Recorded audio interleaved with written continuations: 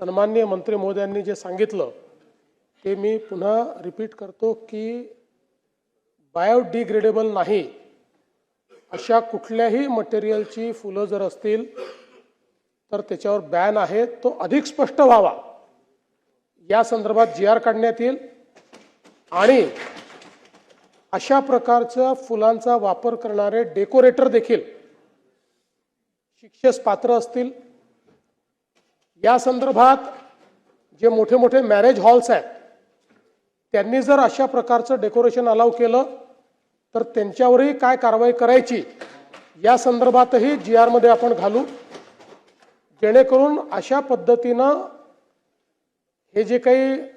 कृत्रिम फुलांचं एक पेव फुटलेलं आहे आणि खरं आहे म्हणजे अनेक वेळा तर ओळखताच येत नाहीत, इतके बेमालूमपणे ही बनवतायत आणि त्यातनं पर्यावरणाचे नुकसान होत आहे आणि शेतकऱ्यांचे नुकसान होत आहे। त्यामुळे निश्चितपणे त्या संदर्भातला जो काही पुढची कारवाई आहे ती आपला जो पर्यावरण विभाग आहे तो अधिक चांगल्या पद्धतीने घेईल आणि याच्यामध्ये मग इतरही विभागांना जर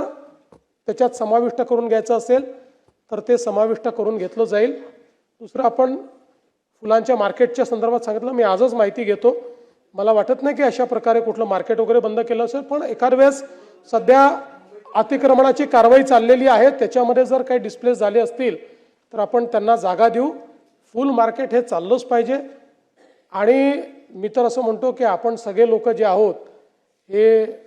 सनातनला मानणारे लोक आहोत आणि आपल्याकडे फुलांचं महत्त्व खूप मोठं आहे, त्यामुळे अशा प्रकारचं जे फुल मार्केट आहे हे योग्य पद्धतीनं त्या ठिकाणी चाललं पाहिजे। या संदर्भात महानगरपालिकेला आदेश आजच्या आज देण्यात येतील। आता एवढं समर्पक उत्तर दिलंय, चला पुढे जाऊ।